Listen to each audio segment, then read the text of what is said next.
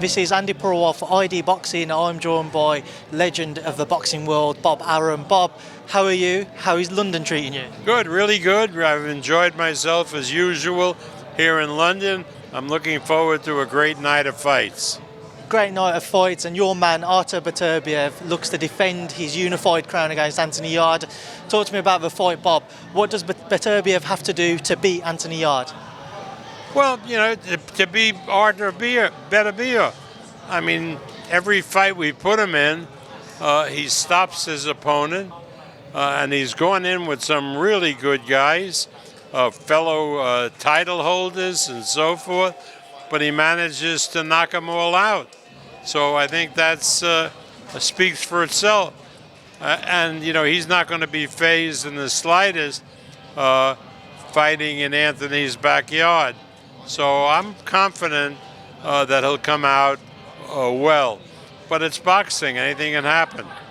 Bob, looking at this fight, everybody's expecting fireworks. A lot of people think in the first half of this fight, that's where we will see somebody come out on top. Do you echo those calls? Do you think this is one which ends within the first 5 or 6 rounds? Well, if you follow Beterbiev, if his opponent doesn't want to engage early on, the fight can go into the second half. If he engages early on, then the fight, based on the past experience, will end early. We saw Joe Smith Jr. try to start fast, and it didn't quite work out for him.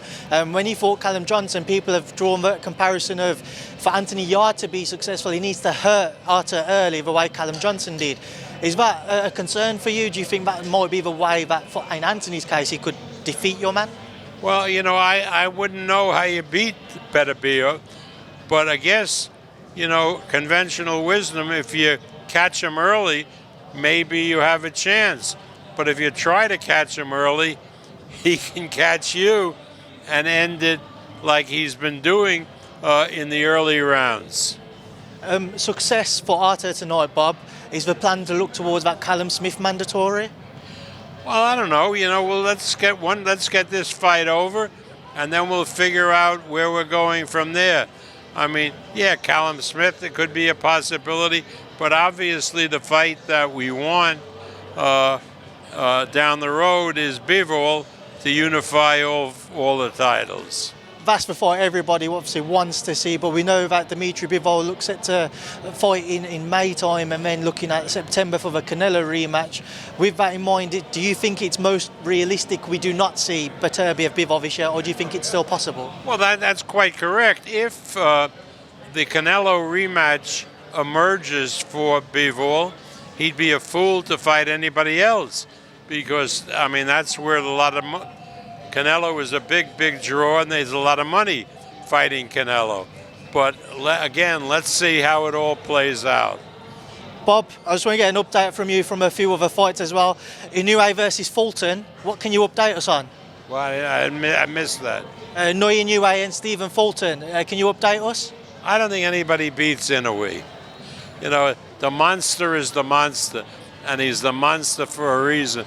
And I'm really blessed to have, pound for pound, well, the 3 hardest punches in boxing, and that's Inoue, Beterbiev, and Tyson Fury.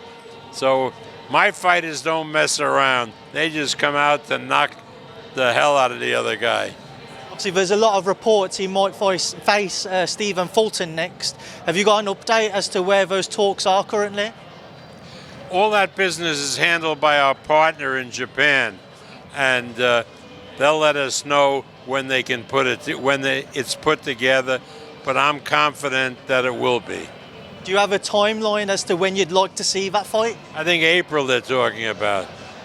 Devin Haney versus Lomachenko. Anything official for us yet, Bob? Well, we're looking at the end of May, and we're determining what the best site is for it, and we'll have an announcement hopefully within the week. You've obviously got a young star, Shakur Stevenson, waiting in the wings for his crack at world honours, again at the weight above. Where do things currently sit with Shakur? Well, Shakur's fighting an undefeated Japanese boy as an elimination match, and if Haney wins, he'll probably go up to junior welterweight.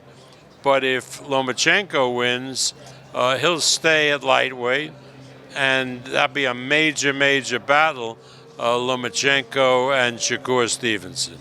Tyson Fury is here tonight, Bob. What's the latest with that undisputed bout with Alexander Usyk? Well, we're going to put it together. We're going to put it together for April, and it's all hands a go. Alexander's come out and been a lot more vocal over social media. He actually said, Fury, you talk about greatness in boxing, but at the same time you say, give me a lot of money. Greatness in boxing is not determined by money. Greatness comes from a victorious path. You say that I avoid you, although I never have. And in fact, I've even come to you. I'm ready to box you even without any prize money. Well, Alexander, as you know, is Ukrainian, and I ain't arguing with Ukrainians. They're too tough. Do you have kind of a final date in mind as to when you'd like to get those talks over the line? Well, we're hopefully within the next week or so. Speaking to Tyson last week, he said he's a stadium fighter. He'd love for it to be over here in the UK. A lot of talks it might take place in Saudi Arabia. Where do you think's the most likely outcome for it, Bob? Well, we'll have to see. Obviously, if the Mideast isn't a possibility, there's no place like the Wembley Stadium. So that would be a massive event over here. 100%. And Taylor-Catterall too, unfortunately pushed back. Josh Taylor pulling out with an injury. When would you like to see that fight go ahead next? Well, it depends on Josh's leg, but or foot. But I'm hopeful for June. Michaela Mayer and Mayer-Linardatou, that was rumoured to be on that bill. Have you got plans to get that on any time sooner? No, I just can't answer that question. I just don't know. And final one, Bob. Edgar Berlanga and yourselves have parted ways. Just talk to me about that. We had a different philosophy, and we didn't want to hold him back. But, you know, he is bound and determined to proceed at a pace that we don't think he's ready for. He thinks differently, and I wish him all the luck in the world. He's a nice young man. His father is a nice guy. But we just have a different philosophy of where he's going. Bob, I know the queue's formed behind me very quickly, so thank you for speaking to me. You're very welcome. Nice speaking to you.